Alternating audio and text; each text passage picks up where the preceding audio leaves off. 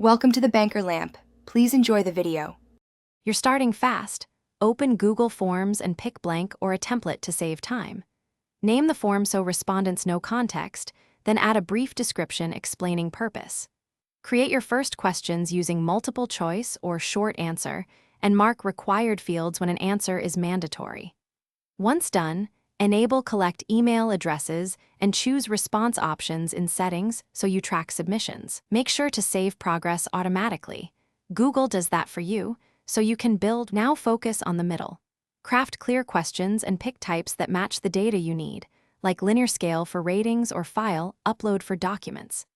Add sections to break long surveys into parts, and use go to section based on answer to implement branching logic so respondents skip irrelevant pages.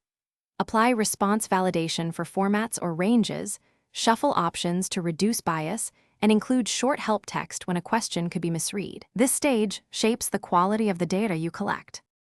Finish by previewing and testing the form with a colleague to catch mistakes, then share it using a link, email, or embed code.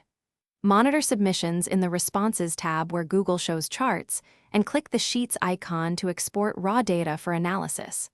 Once responses are collected, adjust form questions if patterns indicate confusion and republish.